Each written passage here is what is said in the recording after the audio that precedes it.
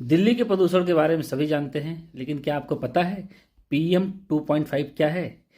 PM 2.5 का मतलब होता है पर्टिकुलेट मैटर्स, जिसकी साइज होती है 2.5 माइक्रोन या उससे भी कम होती है।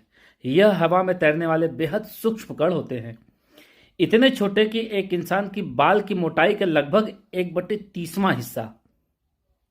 इन कणों को आप आंखों से नहीं देख सकते, लेकिन फेफड़ों के अंदर गहरे तक पहुंचकर खून तक में घुस सकते हैं। इसलिए पीएम 2.5 को दुनिया के सबसे खतरनाक वायु प्रदूषकों में से एक माना जाता है। पीएम 2.5 कैसे बनता है? और पीएम 2.5 कई स्रोतों से आता है। वाहन का धुआं, कार, बाइक, ट्रक, फैक्ट्रियों और पावर प्लांट्स का प्रदूषण, पराली जलाना, कचरा जलाना, डीजल जनरेटर, धूल और कंस्ट्रक्शन वर्क, दिवाली के पटाखे, जंगलों या खुले इलाकों में आग। दिल्ली पीएम 2.5 से सबसे ज्यादा क्यों प्रभावित होती है?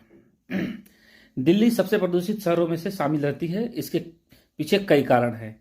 भौगोलिक कारण, पहला तो दिल्ली चारों तरफ से हरियाणा, यूपी, पंजाब से घिरा हुआ है, जहां पर पराली जलाई जाती है। दिल्ली एक तरह से कढ़ाई बेसिन का काम करता है, जिसमें हवा तो बाहर से आती है लेकिन वहीं पर रुक जाती है और वो बाहर निकल नहीं पाती। तीसरा सबसे बड़ा कारण है वाहन और ट्रैफिक। जो दिल्ली एनसीआर में लगभग 1 करोड़ से ज्यादा वाहन चलते हैं।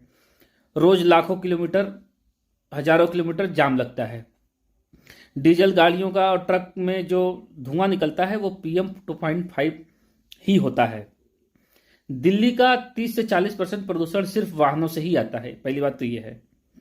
कंस्ट्रक्शन और road dust, flyover, metro, buildings, road repair लगातार होते रहते हैं। हवा में बहुत महीन धूल उड़ती है जो पीएम 2.5 को बढ़ाती है। सर्दियों में हवा का रुकना, ये भी कारण है। अक्टूबर नवंबर के बाद हवा ठंडी होने लगती है, गति कम हो जाती है, स्मॉग जमीन के पास अटक जाता है। इस मौसम में पीएम 2.5 का स्तर कई गुना बढ़ जाता है। पराली वाला सीजन। पराली वाला सीजन क्या है? सितंबर से नवंबर में पंजाब और हरियाणा में खेतों में आग लगाई जाती है। हवा उस धुएं को सीधे दिल्ली तक ले जाती है।